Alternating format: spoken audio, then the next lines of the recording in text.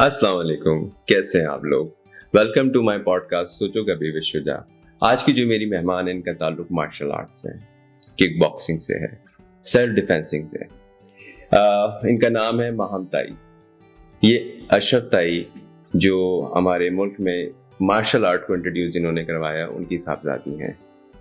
आज हमने बहुत इंटरेस्टिंग डिस्कशंस किए हैं जिसमें हमने बात की सेल्फ डिफेंस के ऊपर, हमने बात करी वुमेन फिटनेस के ऊपर, हमने बात करी जिम में जो ट्रेनर्स हैं क्या उनकी भी इतनी अकाउंटेबिलिटी है कि दे आर लाइक एक प्रोफेशनल ट्रेनर्स हैं या नहीं। बहुत इंटरेस्टिंग डिस्कशन हुई है। आप पूरी पॉडकास्ट देखें, आपको बहुत मज़ा आने वाला है। अस्सलाम वालेकुम। वालेकुम अस्सलाम। What is this?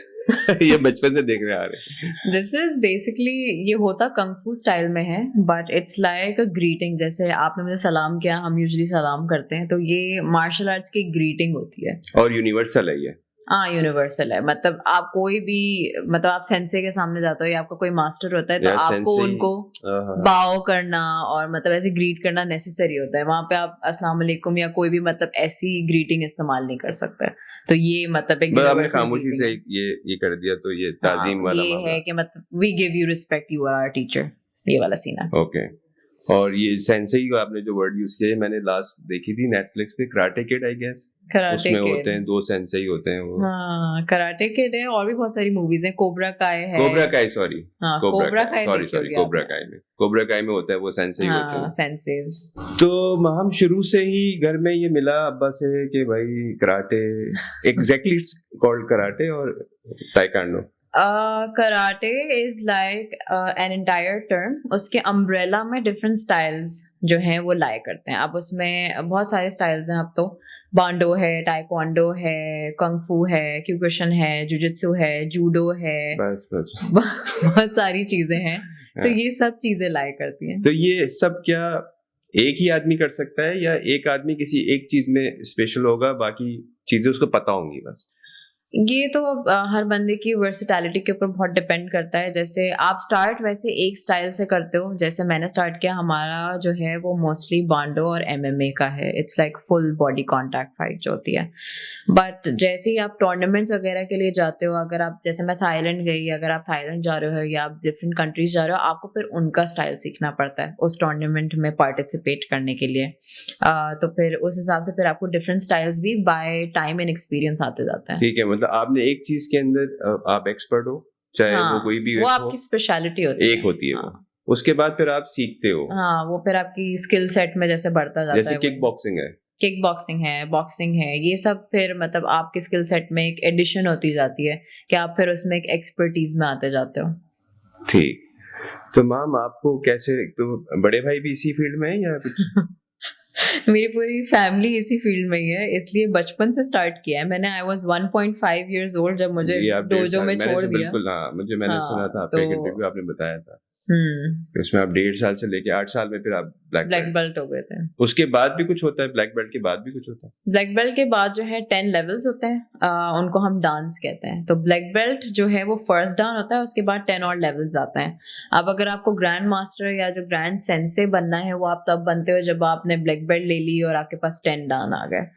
Then that's when you're called a उसके लिए कोई एज लिमिट नहीं है? आप चाहे कोई एज लिमिट नहीं है, कोई एज लिमिट नहीं है। हमारे कराटे सेंटर में जो है, मतलब from 3 years till I think I've seen people coming into the center who were 60 and 70 as well. उस टाइम पे भी उन लोगों को मतलब एक होता है, एक जुनून होता है कुछ लोगों को, और वो आते हैं, सीखते हैं। तो इस एज में भी लोग आ रहे हैं। That's completely on your will and capability.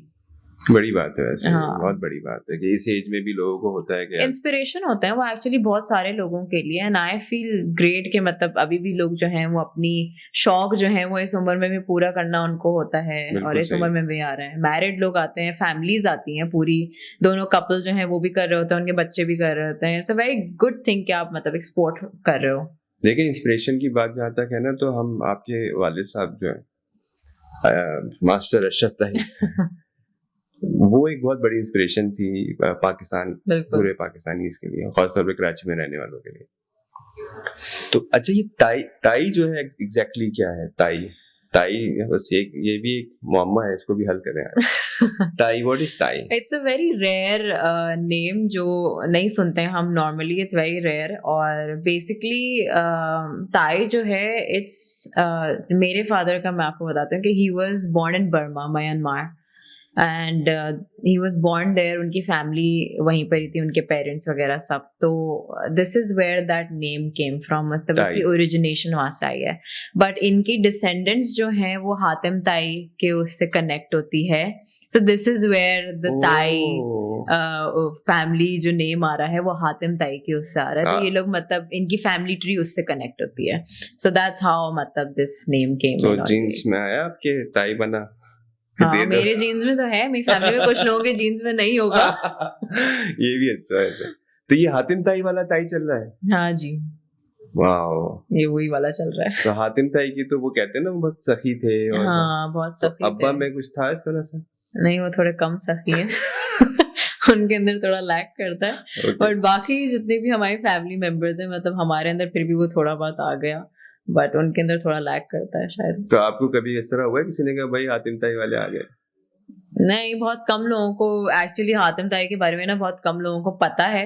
I guess new generation को तो खैर इतना पता ही नहीं न्यू है। जनरेशन को कुछ भी नहीं ओल्ड पता, जनरेशन बस वालों वो को फिर बेचारे भी अपने, पता है, हाँ, तो अपनी इसलिए वो पर थोड़ा रेजोनेट कर लेता। कोई मुझसे पूछ लेता कि तुम वो हातिम ताई वाली ताई तो नहीं हो, मैंने कहा हाँ वही है। तो फिर उनको वो थोड़ा पता होता था, अब उससे रिलेट कर लेता हूँ। अच्छा, एक हमने ना लाहौर में भी सुना, हमने एक ताई लाहौर में भी है, वसीम अशरफ करके कुछ है, जी वो आपके ताई है?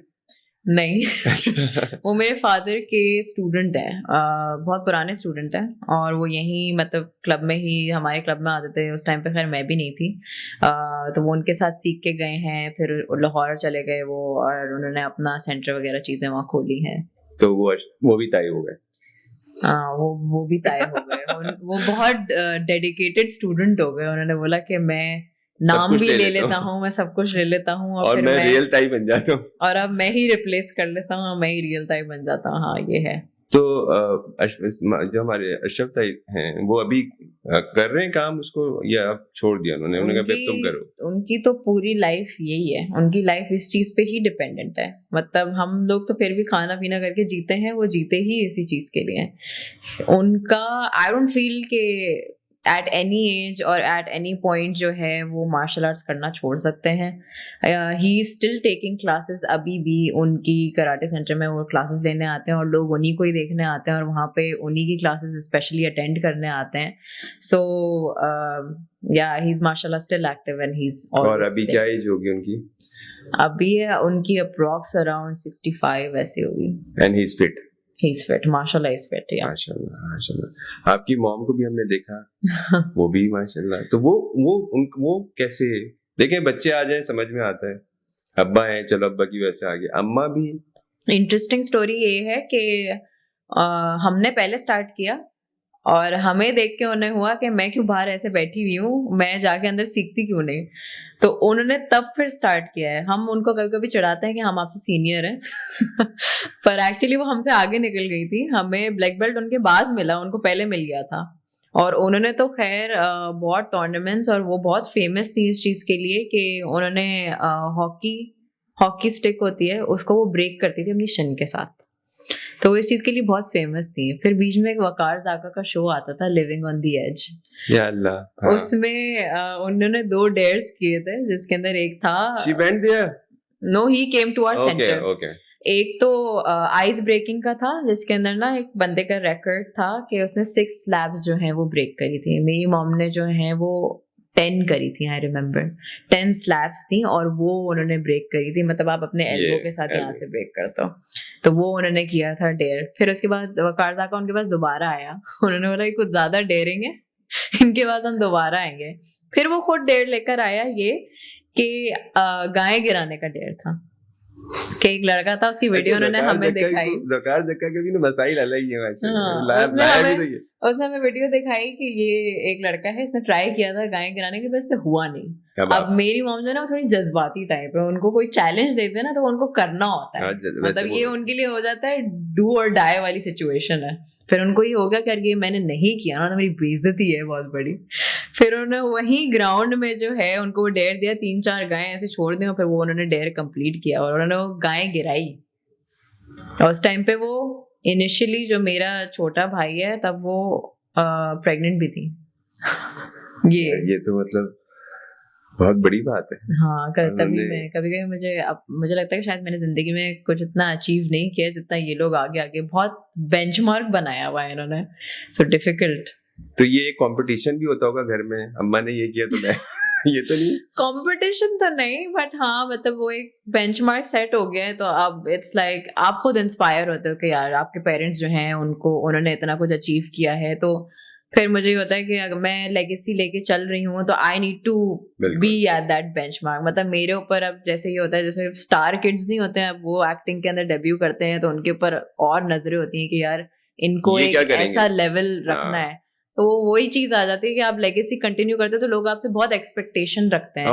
उन बच्चों की ना या उन लोगों की उनको लेके ना लोगों की एक्सपेक्टेशन पहले ही हाई होती है। अभी बहुत उन्होंने high बेचारों ने होती है। कुछ किया भी नहीं होता, अभी तो वो जवान हाँ हुए होते हैं और वो लोग कहते हैं अरे ये आएगा तो पता नहीं क्या होगा। हाँ पहले से ही वो एक्सपेक्टेशन बहुत हाई होती है। और कभी भी मैं कहीं भी जाती हूँ और मैं इंट्रोड्यूस करती हूँ अपने आप को तो यही बोलते हैं आप अशरफ ताई की बेटी हैं, तो यार आपको तो बहुत कुछ भाई भी होता होगा। 70s और 80s का जो एरा था उसमें तो एवरीबॉडी नोज अशरफ ताई। एग्जैक्टली हाँ वो उस टाइम पे बहुत फेमस भी थे। एक ही थे हाँ वो और एक कोई ही थे था ही नहीं। एक्चुअली। इसी वजह से उनको प्राइड ऑफ परफॉर्मेंस का अवार्ड भी मिला था ट्वाइस। तो दैट वाज बिकॉज कि मार्शल आर्ट्स उस टाइम पे पाकिस्तान में था ही नहीं and he was the first person जो मतलब पाकिस्तान में मार्शल आर्ट्स लेकर आए। उन्होंने ये एक स्पोर्ट इंट्रोड्यूस किया, वरना तो उससे पहले मार्शल आर्ट्स होता ही नहीं था बिल्कुल भी। मैम एक किस्सा था जो हमने सुना है 90s में कि कोई कैप्री सिनेमा में कोई इंसिडेंट हुआ था सर अशरफ ताई के साथ। वो एक बहुत बहुत फेमस किस्सा था उस टाइम का। वो सिनेमा देखने गए थे वहां पे। उस टाइम पे तो कैप्री और यही सब सिनेमाज होते थे जो मेन थे, तो वहां पे गए थे फिल्म देखने। वहां पे उनका किसी से फड्डा हुआ था। फिर उसके बाद जो है उन्हीं कुछ लोग थे जिन्होंने मतलब बाद में किडनैप किया उन्हें और लेकर गए। रैंसम मनी मांग रहे थे बट जाहिर सी बात है वो मार्शल आर्ट्स किए थे तो अपनी जिद पे थे कि मैं तो रैंसम मनी कोई मेरे घर वालों से ना मांगे ना मैं दूंगा। तो उन्होंने उस चक्कर में जो है ड्रिल भी यहाँ से मतलब उनके लेग से पूरी पास थ्रू करी। तो ये सारी टॉर्चर भी हुआ बट वो वहां से अपने मार्शल आर्ट्स के थ्रू जो है वो निकल कर खुद आए और फिर ये चीज बहुत फेमस हुई। उसके थ्रू जो है फिर ये केजीए में जो आज का हमारा सेंटर है वो फिर एक थे, उन्होंने न्यूज़पेपर में ये किस्सा सुना, उन्होंने वो बहुत इंस्पायर हुए। हाँ फिर उसके बाद ये जगह हमें मिली। और ये कोई 2-3 दिन का वाकया है कि 2-3 दिन? हाँ मतलब अराउंड 3-4 दिन तक वो किडनैप हुए थे, मतलब उनकी कस्टडी में थे। अच्छा मैम, दूसरा ये कि आपकी रूटीन जो है, डेली रूटीन जो होती है वो क्या, आप कोई खास रूटीन होती है या बस ठीक है जब सब हम जैसे नॉर्मल सब चल रहा होता है? मेरी रूटीन जो है हमारे घर में जो है ना वो एक आर्मी रूटीन फॉलो होती है। तो हमारे यहाँ ये होता है कि हम सब जल्दी उठते हैं, सब टाइम पे एक नाश्ता करते हैं और नाश्ते का भी एक टाइम होता है। अगर हमारे घर में कोई गलती से भी लेट उठता है ना उसको नाश्ता नहीं मिलता। फिर वो बाहर जाके अपना खुद का कोई देख ले बट घर में नाश्ता नहीं मिलेगा आपको। सोने का क्या टाइम होता है आपके यहाँ के? मैं 11 बजे सो जाती हूँ। हमारे घर में सब 11 बजे सो जाते हैं, सब 11 बंद। बजे सब खत्म? हाँ कर्फ्यू है ये हमारा, 11 बजे सब बंद, सब सो जाते हैं। और ये शुरू से है? हाँ ये शुरू से है। और सुबह फिर उसी तरह अर्ली मॉर्निंग? हमारे यहाँ यही है कि बस दिन जो है वो काम करने के लिए है, दिन में आप सारे काम करें, रात आपकी सोने के लिए, वो फॉलो होता है। और आप अपने जिम का, अपनी फिटनेस का कोई टाइम आपने रखा हुआ है? मेरा ये होता है, पहले तो खैर मैं यूजुअली मॉर्निंग प्रेफर करती थी, मैं अर्ली मॉर्निंग जाती थी, जिम कर लिया मैंने। यूजुअली मैं मॉर्निंग ही प्रेफर करती हूँ। अगर कभी ऐसा होता है कि मुझे कोई काम है, कुछ भी है, तो मैं अपनी चीजें अपने साथ ही रखती हूँ कि मुझे जैसे ही मैं काम से फ्री होंगी तो मैंने जिम जाना है। तो ये एक ऐसा वो बन गया। तो उसको अब मैं इसको एक चीज और भी देख रहा था कि क्या आपको लगता है कि अब हमारे यहाँ रुझान थोड़ा बढ़ा है या कम हुआ है इसको लेके? जैसे आप जो करती आई हैं, जैसे मार्शल आर्ट है या सेल्फ डिफेंस की आप बता रही थी अभी, तो है हमारे यहाँ इंक्लाइन हो रहा है ये अब, या बस अब ये जबरदस्ती जो थोड़ा बहुत है लोग वही कर रहे हैं? वैसे तो अवेयरनेस के उस समय कहूँ तो हाँ अवेयरनेस लोगों को बहुत आई है, लोगों को अब पता चला है। पहले मार्शल आर्ट्स इतना फेमस नहीं था बट अब जो है मतलब एक स्पोर्ट के तौर पे जो है इसको कंसिडर किया जाता है। पहले एज अ स्पोर्ट कंसिडर नहीं किया जाता था, अब किया जाता है एट इंटरनेशनल प्लेटफॉर्म्स, ओलंपिक्स में भी आ गया है अब। तो इसको हाँ एज अ स्पोर्ट कंसिडर करने लगे हैं। फिर अगर हम इसकी बात करें कि लोग इसकी तरफ कितना जा रहे हैं, I would say it's a 50-50 ratio. Because मुझे पर्सनली ये फील होता है कि पहले जो लोग थे उनकी उनके अंदर ना फिजिकल एक्टिविटी करने का या स्पोर्ट्स करने का ज्यादा जुनून था, ज्यादा शौक था। अब ये है क्योंकि डिजिटल सब हो गया है, तो इस वजह से जो है थोड़ा यू कैन से कि फिजिकल एक्टिविटी में जो है एक डिक्लाइन आया है। बट स्पोर्ट्स क्योंकि जो प्रोफेशनली उसको एक ज्वाइन करना चाहते हैं, तो उस बेसिस पे लोग स्पोर्ट्स ज्वाइन करते हैं। लेकिन आपको लगता है कि रुझान अभी है रुझान, बट आई फील के इट कुड बी मोर, और बढ़ना चाहिए। नहीं, मतलब हमारे यहाँ की खवातीन का तो ये होता है ना कि खवातीन का रुझान उस तरफ नहीं है, फिटनेस की तरफ तो बिल्कुल नहीं है। और स्पेशली जो मैरिड वुमेन्स हैं, वो तो पहला बच्चा हुआ उसके बाद कहानी बहुत लेट गो कर देती है। तो क्या आपको लगता है कि क्यों फिटनेस को लेके हम लोग बिल्कुल, हमें कोई परवाह ही नहीं होती है?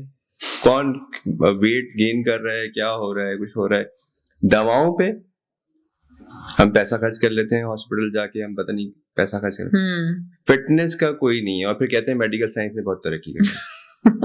हाँ, तो मेडिकल साइंस ने तरक्की कर ली ना, मतलब आप दवाइयों पे और हॉस्पिटल पे हमें ज्यादा भरोसा है कि हम बीमार होंगे तो हम हॉस्पिटल चले जाएंगे, हम मेडिसिन ले लेंगे तो हम ठीक हो जाएंगे। बट बात वही आ जाती है, पाकिस्तान में एक तो प्रॉब्लम ये है कि यहाँ पे लोगों के लिए फिटनेस और जिम जो है वो एक लग्जरी है, वो एक नेसेसिटी नहीं है। मतलब हम उसे एक लग्जरी आइटम के तौर पे कंसिडर करते हैं, हम उसे एक क्लास स्टेटस देते हैं कि अगर कोई जिम जा रहा है तो वो एलीट क्लास के हैं या हायर क्लास के हैं।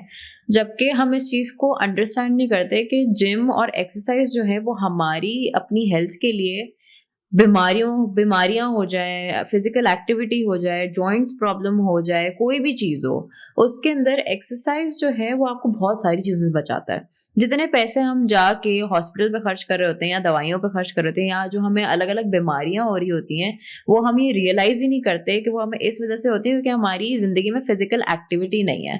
और इस वजह से ये लेडीज का तो खैर बहुत ज्यादा इशू है कि एक तो शादी के बाद और फिर स्पेशली बच्चे के बाद जो है फिर उनकी एक लाइफ ऐसा लगता है डेड एंड हो गई है, खत्म हो गई। वो बिल्कुल अपने ऊपर ध्यान देना जो है वो बिल्कुल छोड़ देते हैं। फिर ये होता है कि बस जितना टाइम जो है वो सारा हमें अपने बच्चों को देना है। बट आई पर्सनली फील कि मेरी अपनी मदर भी हैं, उन्होंने हमारे बाद, जैसे मैंने आपको बताया कि उन्होंने हमारे बाद मार्शल आर्ट स्टार्ट किए, उन्होंने हमारे बाद भी जो है वो मतलब फिजिकल एक्टिविटी रखी। अभी भी वो एक्सरसाइज करती हैं, मार्शल आर्ट्स करती हैं, सब करती हैं। एंड उन्होंने हमें भी साथ साथ देकर हर चीज करी। तो ये एक बैलेंस होना चाहिए। मतलब आप अपनी लाइफ से एक्सरसाइज या फिजिकल एक्टिविटी हटा नहीं सकते, वो एक नेसेसिटी है जो आपको करना जरूरी है। बिल्कुल बिल्कुल ठीक है। मुझे ना ये होता है, जैसे अब एक सर्टेन एज में आके ना हम लोग ये बात करने लगे, यार इस उम्र में तो बीमारियां होती ही हैं। कहाँ लिखा था ये तो कहीं नहीं लिखा था भाई। और एक्सरसाइज तो ऐसी चीज है जो शायद मैं कहता हूँ हमारी नबी सुन्नत है, हमारी बीइंग अ उम्मती, हमें ये पता होना चाहिए कि भाई एक्सरसाइज तो बिल्कुल बेसिक चीज है यार, सुन्नत ही है ना। बिल्कुल ऐसा ही है। अच्छा, अब हम दवाइयाँ, मेडिसिन, बीमारियां, आप देखें जॉइंट्स का जो भी आपने बताया, मेजॉरिटी लोगों का मैं देखता हूँ एक एज में आके ना उनसे उठा बैठा नहीं जाता, नमाज बैठ के पढ़नी है। ठीक है, तो ये कोई अच्छे साइन नहीं है। उसकी वजह ये कि आपने एक अच्छी लाइफ नहीं जी, आपने अपने आप को फिट नहीं रखा। आप फिट नहीं थे। आप तो खैर फिर भी एज की बात कर रहे हैं, मैंने अब यंगस्टर्स में भी देखा है क्योंकि उनके अंदर वो फिजिकल एक्टिविटी नहीं करते, तो यंगस्टर्स बोल रहे होते हैं हमारे घुटने में दर्द है, हमारी कमर में दर्द हो रहा है।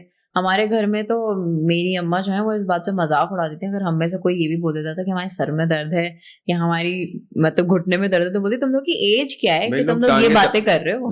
लोग ना टांगे दबा रहे होते हैं। हाँ, ये एक होता है। But this is due to lack of physical activity, कि आप लोगों की फिजिकल एक्टिविटी नहीं है घर में, आप एक्सरसाइज नहीं कर रहे, आप कोई स्पोर्ट नहीं कर रहे।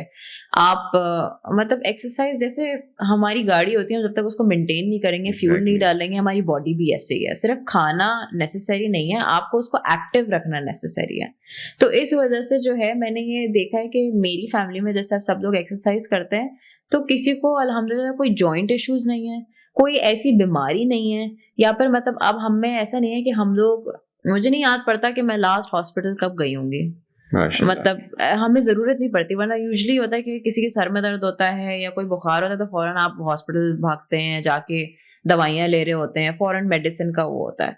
पर जब आप एक्सरसाइज कर रहे होते हैं ना, तो आप बहुत सारी चीजों से बच जाते हो। और डिप्रेशन का भी मैं कहता हूँ कि एक बहुत अच्छा, ये बहुत अच्छा डिप्रेशन और स्ट्रेस के लिए तो आई फील एक्सरसाइज एक नंबर 1 चीज है। जैसे अब तो एक्सरसाइज में भी इतने फॉर्म्स हैं, जैसे योगा आ गया। योगा एक इतनी अच्छी मेडिटेटिंग एक्सरसाइज है कि अगर हम सुबह में बैठ के थोड़ी देर के लिए हम लोग मेडिटेट करें तो उससे इतना सुकून महसूस होता है, आप खुद भी काम होते हो। मैं हमेशा ये बात कहती हूँ कि बाय टाइम मैंने अपनी पर्सनैलिटी में ये देखा है कि जैसे मैं मार्शल आर्ट्स करती हूँ, एक तो मैं डिसिप्लिन्ड बहुत हो गई, बहुत ऑर्गेनाइज्ड हो गई। मुझे बहुत सारे लोग ये पूछते हैं कि यार तुम इतनी सारी चीजें करती हो, तुम मैनेज कैसे करती हो टाइम, या फिर तुम इतनी ऑर्गेनाइज्ड कैसे चलती हो? तो मैं यही जवाब देती हूँ कि मुझे मार्शल आर्ट्स के थ्रू इतनी डिसिप्लिन्ड लाइफ एक मिली है, और फिर मेरे घर में एक चीज ऐसे फॉलो हो रही है, तो वो एक आदत सी हो गई है मुझे। अब मतलब मुझे ये नहीं लगता कि यार मैं एक टाइम पे एक ही चीज कर सकती हूँ, नहीं। मतलब मल्टीटास्किंग जो है ना, वो एक जैसे एक रूटीन बन गई है करना, और फिर चीज़ों को मैनेज करना। फिर मैं टाइम पे सोती भी हूँ, टाइम पे अपना खाना भी खाती हूँ, हर चीज़ करती हूँ, जिम के लिए भी टाइम निकालती हूँ। और एक तो लोगों का मुझे ये कॉन्सेप्ट समझ नहीं आता कि वो ये बोलते हैं कि हम बहुत बिजी हैं, हमारे पास टाइम नहीं है। प्रायोरिटी आप जिस चीज को बना लेना, उसके लिए आपका टाइम खुद ब खुद निकलता है। टाइम होता है एक्चुअली, हाँ, तो मैं इसको बिल्कुल डिनायर करता हूँ कि भाई ये टाइम आपके हाँ, पास होता है, आप सुबह उठते ही नहीं है। जब ये आप एक सुबह एक्सक्यूज है। मेरे हिसाब से ये एक्सक्यूज है कि आप ये बोले हमारे पास टाइम नहीं है। टाइम सबके पास है, टाइम निकालना होता है उस चीज के लिए जो चीज हमारे लिए इंपॉर्टेंट होती है। खाना खाने के लिए भी तो हम टाइम निकालते ही हैं, वैसे एक्सरसाइज के लिए हम टाइम निकाल लें। आपका अभी मैं देख रहा था कि इंडस्ट्री से भी, मीडिया इंडस्ट्री से भी कुछ आपका ताल्लुक रहता है। आप लक्स में भी आपने कुछ, तो वो क्या है, उसका बैकग्राउंड क्या है? बेसिकली मैंने अपनी ग्रेजुएशन जो है वो मीडिया साइंसेज में करी है। तो फिर मैंने अपनी प्रोफेशनल लाइफ जो है वो मेरा कॉपी राइटिंग, कंटेंट राइटिंग में, फिर मार्केटिंग की तरफ, फिर प्रोजेक्ट मैनेजमेंट में, फिर मैंने डिफरेंट एडवर्टाइजिंग एजेंसीज के साथ काम किया, हम चैनल के साथ काम किया। तो फिर उसके थ्रू जो है एक मीडिया इंडस्ट्री का भी मतलब एक अलग वो डिपार्टमेंट खुला है मेरे लाइफ में। तो फिर वो मैंने ऐसे एक्सप्लोर किया। तो लक्स का क्या था? लक्स अवार्ड्स में आप जब थी तो आपका बेसिकली क्या उसमें प्रोडक्शन में? हाँ, मैं प्रोडक्शन में थी और लक्स में मैं एसोसिएट डायरेक्टर थी तो उस शो की। तो बेसिकली हमारा सारा मैनेजमेंट और प्रोडक्शन के थ्रू पर सारी चीजें ये सब थी एक साथ, तो वो एक अलग एक्सपीरियंस था। उससे पहले भी जो है मैंने हम स्टाइल अवार्ड्स किया है, और मतलब ये डिफरेंट प्रोजेक्ट्स किए हैं, डिफरेंट म्यूजिक कॉन्सर्ट्स और जितने भी म्यूजिक शोज हो गए, ये सारी चीजें। तो फिर इसके थ्रू ये मैम, अपनी लाइफ में कोई ऐसा इंसिडेंट है जो आप शेयर करना चाहें? आपने दियो दो मिला के मैंने 2 मिला के बहुत दिए। मेरे दोस्त जो है ना वो कभी मजाक उड़ाते हैं मेरा, वो यही कहते हैं, मैं यूजुअली ना बहुत मतलब मैं वैसे बोलती हूँ कि मैं बहुत काम हूँ, और ये मैं यही कहती हूँ कि मार्शल आर्ट्स की वजह से मेरी पर्सनालिटी बहुत काम हुई है। बहुत लोग ये समझते हैं कि हम अग्रेसिव हो जाते हैं। बहुत सारी लड़कियां जो हैं और बहुत सारे लोग इस स्पोर्ट्स को इसलिए भी ज्वाइन नहीं करते क्योंकि एक तो लड़कियां ये समझती हैं कि हमारे अंदर बहुत मैस्कुलिन ट्रेट्स आ जाएंगे, हम लड़कों जैसी मतलब हम लड़कों जैसे हो जाएंगे, या फिर मतलब एक तो इंजरी का एक तो बहुत होता है कि इंजरीज होंगी। बट एक इंस्टीट्यूट होने का और एक क्लब होने का यही फायदा होता है कि आपको ना बेसिक से सिखाया जाता है, और हम क्योंकि वहाँ मौजूद होते हैं प्रोफेशनल्स, तो हमारी रिस्पॉन्सिबिलिटी होती है कि जो स्टूडेंट आ रहा है हम उसको हर चीज मतलब अलग से लेकर ये तक सब बताएंगे ताकि उसको इंजरी ना हो। मुझे आज तक अल्हम्दुलिल्लाह ऐसी कोई मेजर इंजरी नहीं हुई कि मैं बोलूँ कि यार मुझे किसी चीज से प्रॉब्लम हो गई है या मेरे नी या कुछ भी नहीं।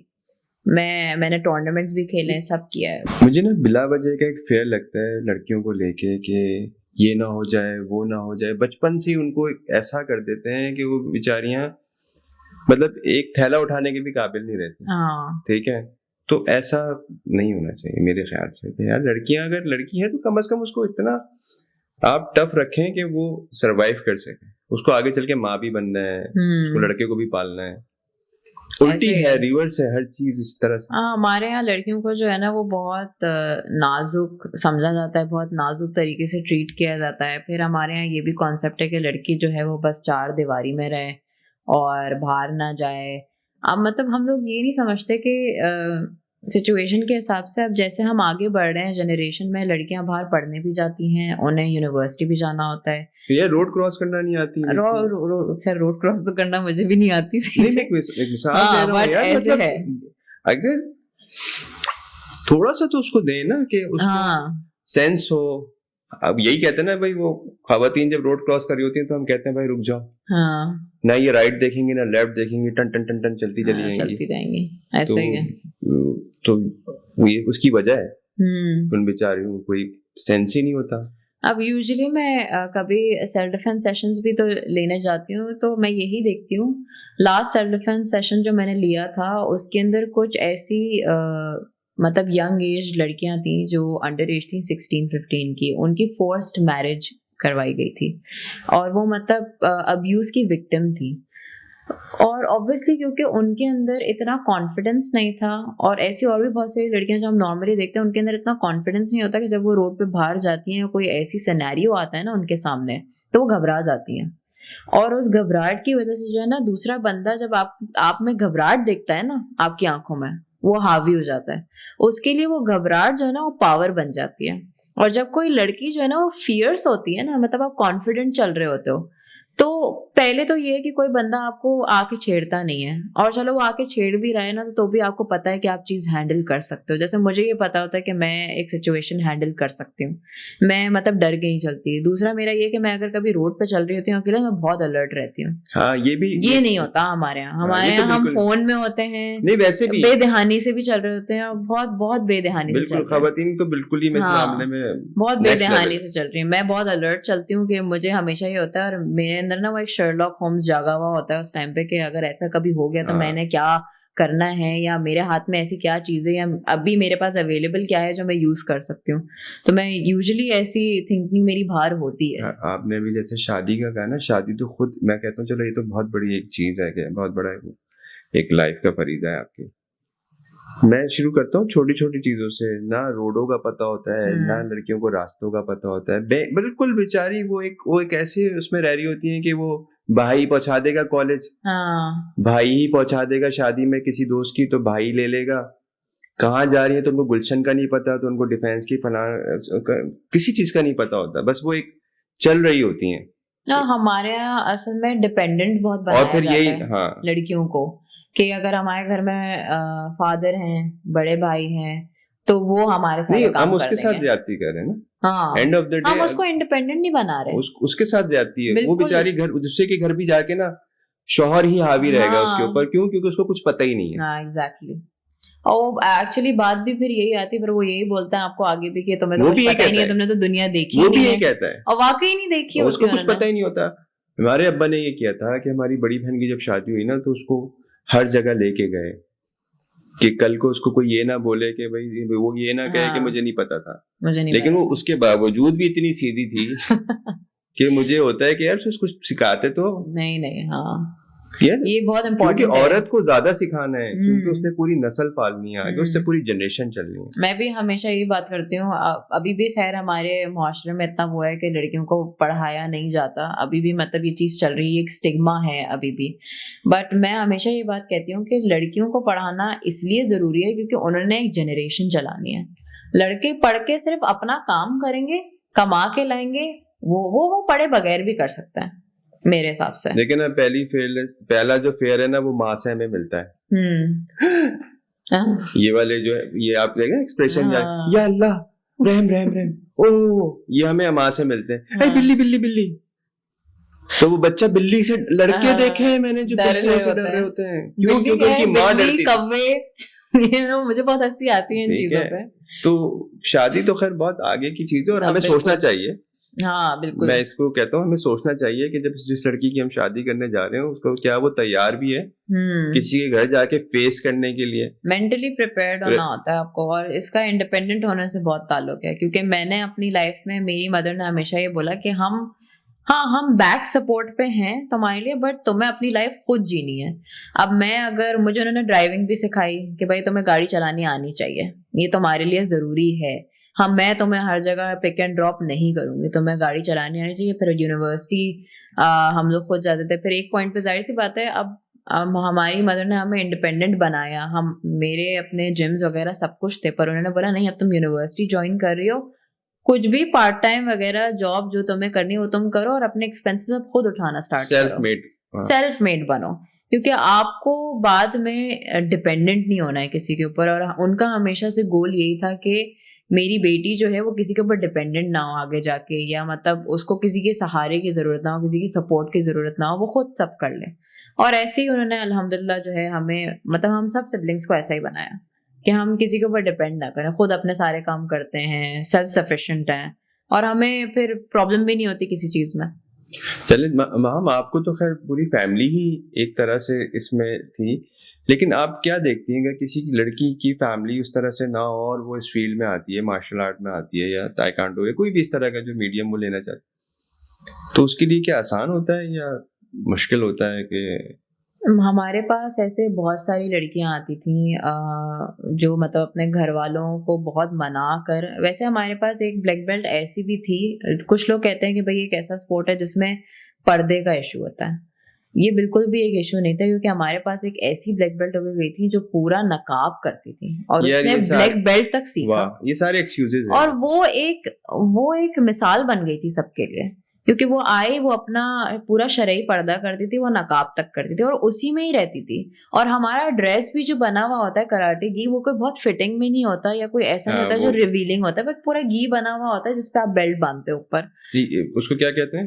कराटे गी। गी। हाँ, ओके। घर वाला हम गी तभी नहीं। तक कहते थे वो यूनिफॉर्म में। हाँ, यूजुअली नाम नहीं बताता है इसका लोगों का। तो एक हमारा पूरा एक ऐसा ड्रेस होता है जो पूरा नकाब और शरई पर्दे में आती थी, और वो उन्होंने वाइट से लेकर ब्लैक बेल्ट तक किया है।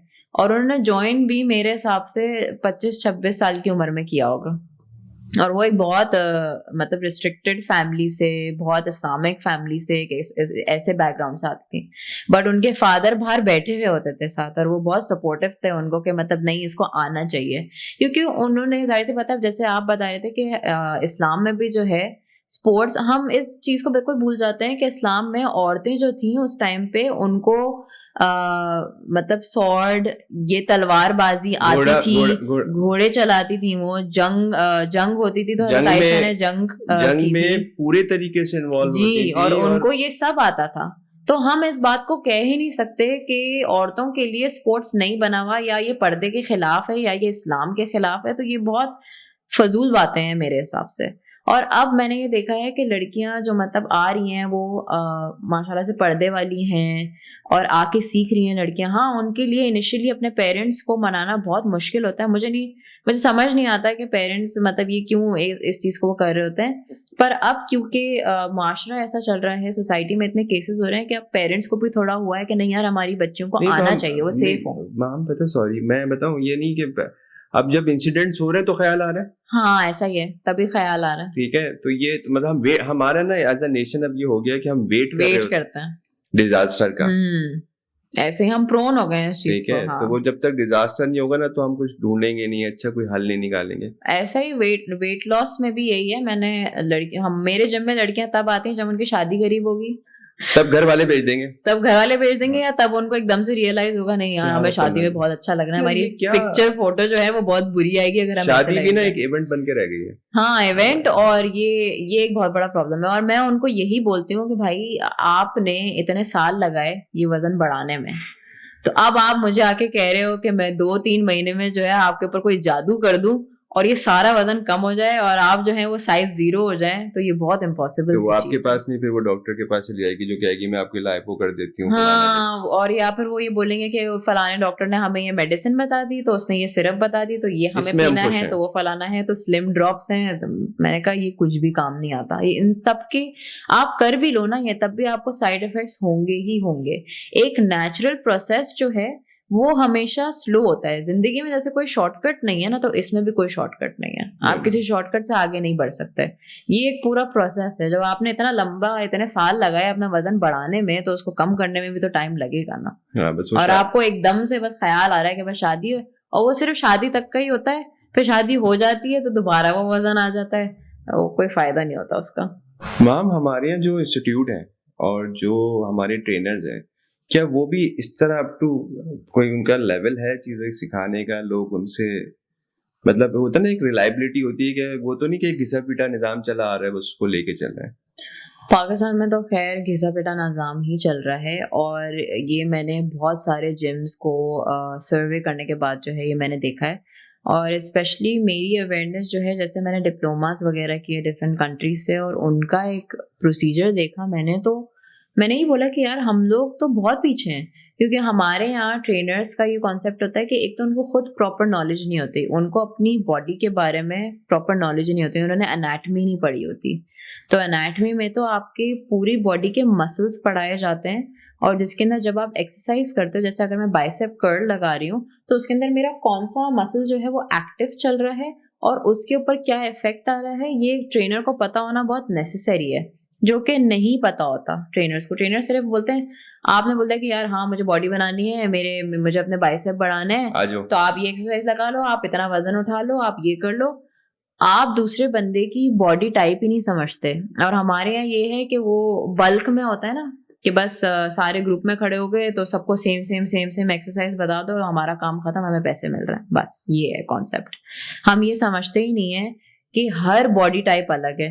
आपकी बॉडी टाइप अलग होगी, मेरी बॉडी टाइप अलग होगी, किसी और की बॉडी टाइप अलग होगी, तो हमें पहले उनको पूरा एनालाइज करना होता है। अब जब मैं बाहर गई थी तो मैंने ये देखा कि उधर 7 फॉर्म साइन होते हैं, 7 फॉर्म्स होते हैं जो साइन होते हैं, जिसके अंदर मेडिकल हिस्ट्री होती है, एक बंदे की पूरी लाइफ बैकग्राउंड के बारे में क्वेश्चंस होते हैं, क्लाइंट को मतलब पूरा एनालाइज किया जाता है, वेट, बीएमआई टेस्ट होते हैं कि भाई उनको कोई मेडिकल प्रॉब्लम तो नहीं है, कोई एलर्जीज तो नहीं है, कोई जॉइंट प्रॉब्लम तो नहीं है। ये सारी चीजें पता करने के बाद जो है एक वर्कआउट रिजीम उनके लिए पूरा डिजाइन किया जाता है पूरे महीने का, कि ये वर्कआउट रिजीम बना है। और फिर उधर जो सबसे हेड कोच होगा ना, वो वर्कआउट रिजीम उस बंदे को दिखाया जाएगा कि ये हमने बनाया है, वो अप्रूव करेंगे, फिर उसके बाद जो है पर्सनल ट्रेनर वो अपने क्लाइंट को ये चीज करवाना स्टार्ट करेगा।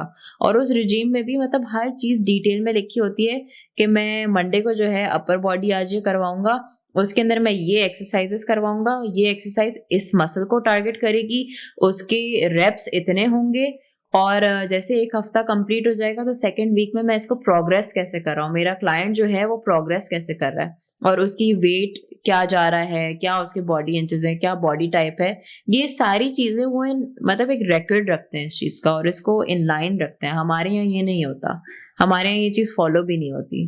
तो इस वजह से ये बहुत एक डिसएडवांटेज है। मैं ये कहती हूँ कि बस सब जाके जो है जिम में बॉडी तो बना लेते हैं, बट वो एक प्रॉपर वे में नहीं होती। बहुत सारी हम ये देखते हैं कि हमारे जिम्स में ऐसे किस्से हो रहे होते हैं कि हमारा मसल पुल हो गया तो ये जॉइंट खराब हो गया, तो यार मैंने वहां जिम में जाके इतना हैवी वेट उठाया तो मेरी कमर में दर्द हो गया, बैक पेन हो गया। ये बहुत होता है क्योंकि हमारे यहाँ नॉलेज ही नहीं है, ना ट्रेनर को नॉलेज है, वो भी जाके हैवी हैवी वजन उठवाना स्टार्ट हो जाता है। ट्रेनर भी जो है ना, वो एक नौकरी, अब तो वो एक वो बन गई ना, वो भी बेचारा किसी तरह सोचता है यार मैं ट्रेनर ही बन जाऊं। उसने बॉडी शॉडी बनाई, उसके बाद जब उसकी बॉडी बन गई तो उसने कहा कहीं अप्लाई करते हैं। हाँ। तो वो ट्रेनर आ गया। यही है बस, कोई भी बॉडी बना लेगा और वो सोचेगा अब मैं ट्रेनर बन जाता हूँ। ये एक हमारे यहाँ का कॉन्सेप्ट बन गया। और एक तो बॉडी भी ऐसी बनाते हैं, अगर हम यूजुअली देखेंगे ना तो पाकिस्तान में आधे से लोगों की बॉडी ऐसी है कि उन्होंने सिर्फ अपर बॉडी बनाई हुई है, टांगे उनकी वही पतली हैं। तो ये बहुत ही बुरा एक कॉन्सेप्ट है जो इन लोगों ने ये बनाया हुआ है। मतलब भाई अगर ठीक है आप बॉडी भी बना रहे हो, हाँ ये मैंने नोटिस किया है ना, मैंने भी किया है। और एक तो आप जो कुछ ऐसे जिम्स हैं मतलब जिनको मैं देसी जिम बोलती हूँ, तो उनमें आप ये देखेंगे कि कुछ ऐसे ट्रेनर्स होंगे जिन्होंने बॉडी तो बहुत बनाई हुई होती है, बहुत बफ्ड होते हैं, पर उनका पेट ऐसे निकला हुआ होगा और वो ट्रेनिंग करवा रहे होते हैं। वो भी बंदा मैं तो उनको देख के बोलती हूँ भाई तुम पहले अपना पेट तो अंदर कर लो, फिर तुम जाके किसी और को ट्रेनिंग कराओ। मतलब जब तक आप खुद फिट नहीं हो, मैं अगर खुद फिट नहीं होंगी तो मैं दूसरे बंदे को क्या इंस्पिरेशन दूंगी। अब मैंने लेडीज ट्रेनर भी ऐसी देखी है, वो खुद ऐसी मोटी मोटी होंगी या तो बहुत ही सूखी भी होंगी या बहुत ही ऐसी हेल्दी सी होंगी और वो करवा रही होती है, क्लासेस उनको रखा हुआ होता है। मैंने कहा यार अब मैं लोगों को भी मैं देखती हूँ कि वो भी पागल है, वो भी उनके पीछे एक्सरसाइज कर रहे होते हैं। मैंने कहा यार अब मैं किसी के पास जा रही हूँ ट्रेनिंग करने, तो मैं तो सब चीजें देखूंगी कि यार ये बंदा खुद फिट है नहीं है या नहीं है, इसको नॉलेज है या नहीं है।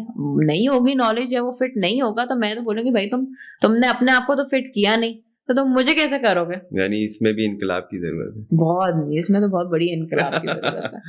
अच्छा ये जो जिम्स, अच्छा मैं ये देखता हूँ कि ना लड़के, ये जो हमारी यंग जनरेशन है ना, ये जिम जाती है और कुछ 2-3 दिन जाते हैं, उसके बाद उनके अरमान पूरे हो जाते हैं और फिर वो वापस आ जाते हैं। कुछ होते हैं जो 3 महीने कर लेते हैं, ये जो मोटिवेशन लेवल होता है ना, ये ठीक है। बहुत कम लोगों में और होता है।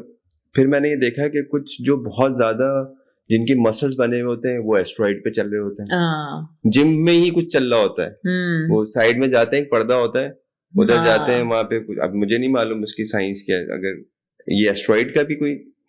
स्टेरॉइड्स तो मैं तो कहती हूँ कि आपकी बॉडी के लिए जहर है। स्टेरॉइड्स तो एक बिग नो है मेरे लिए, स्टेरॉइड्स लेना, क्योंकि एक तो उससे हमने बहुत सारी ऐसी रीसेंट डेथ्स जो हैं यूजुअली, जो बॉडी बिल्डिंग करते थे और जिन्होंने अपनी बॉडी स्टेरॉइड्स के थ्रू बनाई थी, स्टेरॉइड्स की वजह से आपको कार्डियक अटैक्स होना जो है ना वो बहुत कॉमन हो जाता है, और आपकी लिवर फंक्शनिंग बिल्कुल डेड हो जाती है, मतलब आपकी बॉडी अंदर से स्लो पॉइजन मर रही होती है। हमने फिटनेस में भी लिया है हाँ, ये इंजेक्शन, शॉर्टकट, वही बात आ गई कि शॉर्टकट है। नेचुरल प्रोसेस लंबा जरूर होता है बट वो इफेक्टिव होता है, लॉन्ग लास्टिंग होता है। स्टेरॉइड्स जैसे ये है कि मैं स्टेरॉइड्स लगा रही हूँ, मैंने एक्सरसाइज करनी छोड़ दी, तो मेरी बॉडी जो है ना वो जो फूली हो गई, जब मैं बड़ी उम्र में जाऊंगी ना तो वो फूला हुआ सारा मसल जो है ना वो लटकना शुरू हो जाता है। और ये हम देखते हैं बहुत सारे बॉडी बिल्डर्स में जिन्होंने स्टेरॉइड से वो बनाया हुआ होता है, और उनको बीमारियां भी बहुत होती हैं क्योंकि वो एक्सट्रीम स्टेरॉइड्स की वजह से मतलब आर्टिफिशियली फूले हुए होते हैं ना, तो एक आर्टिफिशियल चीज हो गई। इसी तरीके से हम जिम्स में जाते हैं तो अब तो लोगों ने यहाँ पाकिस्तान में ये भी बिजनेस बना लिया है कि हम सप्लीमेंट मेडिसिन देंगे, तो वो मास सप्लीमेंट्स दे रहे होते हैं, तो ये दूसरे को बोलते हैं कि तुम ये खा लो, तो ये पी लो, तो इससे तुम्हारी बॉडी जो है वो बहुत बड़ी हो जाएगी। ऐसा मैंने बहुत देखा है और लोग उसको कर भी रहे होते हैं, मतलब आप जाके नॉलेज नहीं लेते, आप उसके बारे में रिसर्च नहीं करते और आप जिम ट्रेनर जो कहता है आप वो सुन लेते हो, वो चीजें वो खाना शुरू हो जाते हैं और 2-3 महीने बाद अब उनको वो इतने होंगे, 2-3 महीने बाद आप देखेंगे वो पूरे फूल हाँ जाएंगे हाँ ऐसे। हाँ, बिल्कुल ऐसी है। ये एक बहुत बहुत ही बुरी चीज है हमारे यहाँ पे कि हम रिसर्च नहीं करते और हमें हर चीज में शॉर्टकट चाहिए। शॉर्टकट ने हमारी जिंदगी बर्बाद कर दी है।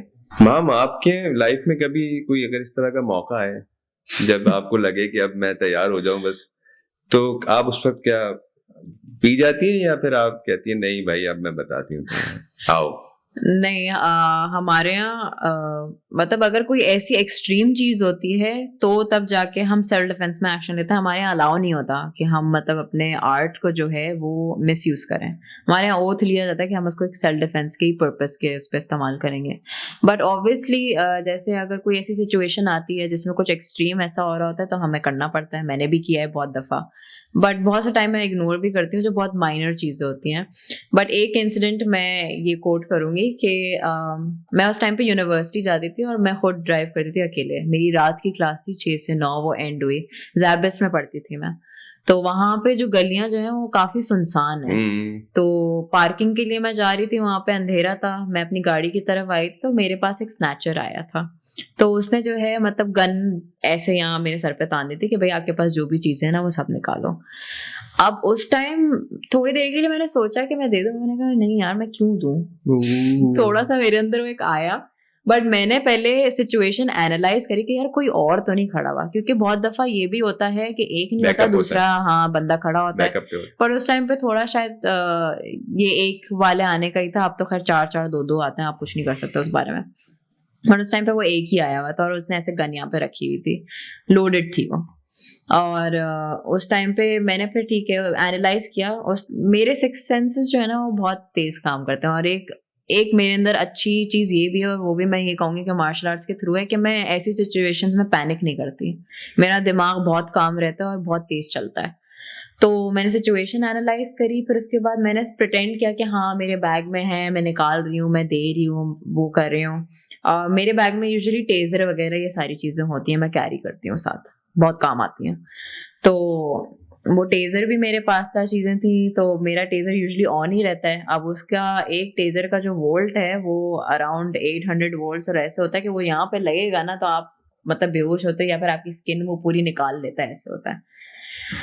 पर खैर उस वक्त तो मुझे टेजर मिला नहीं ये बहुत बुरी वो एक चीज हुई। बट फिर मुझे जाहिर सी बात है हम प्रैक्टिस में होते हैं, तो हमारे यहाँ ये एक रेगुलर बेसिस पे प्रैक्टिस होता है कि आप सेल्फ डिफेंस सीखते हो और आपको ये सारी सिचुएशंस जो है वो करवाई जाती हैं। तो फर्स्टली मेरा सबसे पहला रिएक्शन ये था कि मुझे गन जो मेरी तरफ एम हुई है ना वो मुझे हटानी है, बट किसी ऐसी तरफ नहीं कि किसी और को बुलेट लगे या कुछ भी है। तो हम यूजुअली हवा की तरफ ऊपर जो है वो करते हैं ताकि एयर फायर हो। इसी तरीके से मैंने वो हटाया और उसको बहुत मारा पीटा, सेल्फ डिफेंस की जो टेक्निक थी वो पूरी मैंने इस्तेमाल की और उस दिन मैंने अपने सारे कराटे उसके ऊपर निकाल दिए और वो फिर मैंने गन उससे वो ले ली, फिर मैंने उसके ऊपर रखी क्योंकि हमारे यहाँ वेपन ट्रेनिंग भी करवाई जाती है। फिल्मी सीन था। हाँ बिल्कुल, ये मैं किसी को सुनाती भी ना तो भी मुझे यही बोला जाता है। तो हमें वेपन ट्रेनिंग भी करवाई जाती है और मुझे स्पेशली वेपन्स का बहुत शौक है, तो मैंने गन वगैरह पूरी लॉक अनलॉक करना, उसके सेल्फ डिफेंस सब चीजें मुझे करने आती हैं। तो शूटिंग का, सॉर्ड का, स्टिक, नंचक्स, ये भी सुन्नत है बाय द वे। हाँ, असला और ये सब। हाँ, तो ये वेपन ट्रेनिंग मैंने बहुत उससे ली है और फोर्सेस के थ्रू जो है मतलब मैंने वेपन ट्रेनिंग बहुत अच्छे से लिया है, तो इसलिए मुझे उस चीज पे कॉन्फिडेंस रखे मतलब मैं कर सकती हूँ। तो इस वजह से जो है मैंने फिर मैंने गन ले ली, वो मैंने उसकी तरफ एम करी। फिर मुझे उस वक्त भी था, मैंने कहा यार मैं इसको छोड़ू नहीं, मैंने कहा चलो पुलिस स्टेशन चलेंगे हम, मैंने कहा पूरे तुम्हें तय तक मैं पहुंचा कर आऊंगी, फिर मुझे सुकून आएगा। फिर मैं उसको लेकर गई हूँ गाड़ी में बिठा के, मैंने कहा चलो। ये मतलब पुलिस स्टेशन तक गया मामला? हाँ, मैं पुलिस स्टेशन तक लेकर गई। ये पूरा वेरी इंटरेस्टिंग। उसके अलावा फिर बहुत सारे मेरे पुलिस वालों के साथ भी फड्डे हुए हैं हाँ, पुलिस वालों के साथ भी मेरा एक दफा फड्डा हुआ था, बट वो इसलिए था क्योंकि उन्होंने आके, एक तो फजूल में कुछ पुलिस वाले होते हैं बीच में, ट्रैफिक पुलिस वाले, वो बदतमीजी करते हैं और उन्होंने कुछ ऐसी बात बोली थी और बदतमीजी करी थी जिसपे फिर मेरा पारा है। आप उतरी, आपने कहा? हाँ, मैं उतरी हूँ गाड़ी से और फिर मैंने मारना शुरू किया है। एक मेरे सामने ही खड़ा था, उसको मैंने यहाँ नाक पे पंच मारा था और वो उसको पंच लगा, जाहिर सी बात है उसमें खून निकलना शुरू हो गया। जो बाकी दो पीछे थे वो थोड़ा पीछे हटना शुरू हो गए अपनी गाड़ी के उस पे। उस वक्त तो मेरा दिमाग घूम गया, उसको मैंने मारा, वो सारे गाड़ी में जाके बैठे हैं और गुस्से में जो है उनका वो साइड मिरर था वो मैंने किक मार के तोड़ दिया।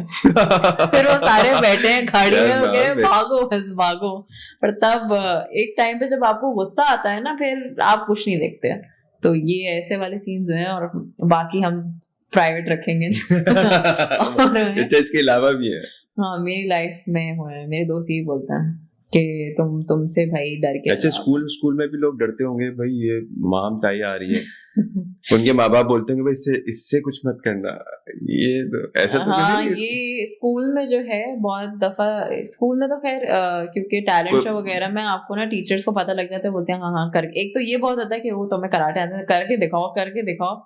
इससे बड़ा बंदा तंग होता है। मैं भी उस टाइम पे बहुत होती थी, तो कुछ बच्चे ऐसे थे तो वो पीछे पड़ जाते थे, करके दिखाओ। मैं बहुत कंट्रोल करती थी। हम, मेरे पेरेंट्स ने भी बोला था कि नहीं, स्कूल में जो है ना, स्कूल से शिकायत आई ना अगर तुम्हें घर में, तुम्हें बहुत मारूंगी। तो ये वो भी फियर था कि यार नहीं, यहाँ नहीं करना है। बट एक बच्ची ने मुझे बहुत तंग किया हुआ था, रोज बोलती थी वो मुझे आके तुम करके दिखाओ। मैंने कहा अब सही है। एक दिन तो मैंने बोला, मैंने कहा सही है, मैं तुम्हें करके दिखाती हूँ। उसी के ऊपर वो पीछे से आई, एक तो वो पीछे से आके ना उसने मुझे पकड़ा और वो कह गया तो मुझे कराटे, अब मैंने तुम्हें पकड़ लिया है तो अब तुम मुझे कराटे करके दिखाओ। वो एक रिफ्लेक्सेस थी मेरी कि मैंने उसको ना उठा के यूं पटक दिया नीचे, वो उसका सर जाके जमीन पे लगा। और फिर जो मुझे प्रिंसिपल के ऑफिस में बुलाया गया, मेरे पेरेंट्स बुलाए गए, वो बैठे मुझे घूर रही है मेरी अम्मा। मैंने कहा भाई आज तो गए। पर वो फिर उनके फादर थोड़े अच्छे थे, उन्होंने बोला नहीं इसने कुछ किया होगा, मुझे, मैं जानता हूँ अपनी बेटी को, इसने आपको जरूर बोला होगा। मैंने कहा हाँ यही सिचुएशन थी। मैंने कहा आप क्लियर करने से पहले मुझे घर में मार पड़े। तो आजकल मैम आप अभी, मैं देख रहा था कि आपने कोई अपना जिम और इंस्टीट्यूट किया हुआ है जिसमें आपने बताया आपने काफी बच्चे आपके पास आते हैं, लड़के भी आते हैं? हाँ, लड़के भी आते हैं। ठीक है, तो अब उसके बारे में कुछ बताएं कि क्या है उसकी कोई टाइमिंग वगैरह हैं, आपकी एडमिशन्स किस तरह से हैं? हमारा इंस्टीट्यूट जो है मेन जो है वो ताई कराटे सेंटर है जो नुमाइश पर है। उसके अलावा हमारी एक ब्रांच कुरंगी की साइड है, एक तारिक रोड की साइड है, और फिर बाकी ब्रांचेस जो हैं वो हमारी डिफरेंट सिटीज़ में हैं। और 2 ब्रांचेस जो हैं वो यूएसए में, एक टेक्सास में और एक शिकागो में। तो इस तरीके से हमारा मतलब एक चेंज रहा जिम्स और कराटे सेंटर का। हमारे पास जो है वो 3 साल की उम्र से जो है बच्चे आना स्टार्ट होते हैं, गर्ल्स बॉयज दोनों, और फिर कोई एज लिमिट नहीं है उसके बाद। तो कोई भी आके एडमिशन, हाँ कोई भी आके एडमिशन ले सकता है, बस 3 साल का होना जरूरी है, बिकॉज थोड़ा सा मतलब एक सेंसिबल एज में वो आ जाते हैं बच्चे, फिर उस टाइम पे एक्टिव भी हो जाते हैं बहुत। तो मेरे हिसाब से तो ये बहुत अच्छी बात है अगर आप बच्चों को अर्ली एज से स्टार्ट कराएं, क्योंकि उनकी बॉडी उस टाइम पे बहुत फ्लेक्सिबल होती है, तो वो आराम से बहुत सारी चीज़ें अडेप्ट कर लेते हैं। फिर उसके बाद कोई एज लिमिट नहीं है। वैसे भी अगर कोई किसी भी एज में आ रहा है तो उनके लिए ईजी है, वो एक पूरा प्रोसेस होता है जिससे हम चलते हैं। टाइमिंग्स हमारी ये होती है कि हम यूजली इवनिंग से स्टार्ट करते हैं, हमारा 1 घंटे का स्लॉट होता है, तो हम 6 PM से स्टार्ट करते हैं और लास्ट हमारी क्लास होती है 11 PM तक चलती है। तो वो 1-1 घंटे के स्लॉट्स होते हैं, जिसको जो टाइम सूटेबल लग रहा होता है वो स्लॉट में आके एडमिशन ले लेते हैं, और जो टीचर उनको प्रेफर्ड होता है वहाँ पे हमारे बहुत सारे स्पेशलिस्ट कोच होते हैं। कुछ लोग वेपन में होते हैं, कुछ सेल्फ डिफेंस में होते हैं, कुछ किक बॉक्सिंग में होते हैं, बॉक्सिंग में होते हैं, MMA में होते हैं। फिर मेरे फादर हैं, उनकी एक स्पेशल क्लास होती है, वो करवाते हैं। तो बहुत सारे लोग जो हैं वो भी ज्वाइन करते हैं। वुमेन टीचर्स भी हैं आपके पास? हाँ, वुमेन टीचर्स भी हैं हमारे पास, वुमेन भी हैं, मेल भी हैं कुछ, क्योंकि कुछ लड़कियां ऐसी आती हैं जो बोलती हैं कि भाई हम लड़कियों से ही सीखना चाहते हैं, तो ये ऑप्शन भी फिर हमारे पास अवेलेबल होता है कि वुमेन टीचर्स फिर उनको करवाती हैं। ऑनलाइन कोई है आपका किसी तरह के? ऑनलाइन सेशंस मैं लेती हूँ। ऑनलाइन मेरे PT सेशंस भी होते हैं जो मैं लेती हूँ, पर्सनल ट्रेनिंग, और इस तरीके से मार्शल आर्ट्स और सेल्फ डिफेंस के भी होते हैं। उसके अलावा जो है मेरे मतलब कोलैबोरेटिव सेशंस भी चलते हैं, जैसे अगर कॉर्पोरेट कंपनीज हो गई या कॉर्पोरेट ऑफिसेज हो गए तो उनके साथ जैसे वो अपने ऑफिसेज में सेल्फ डिफेंस सेशंस करवाते हैं।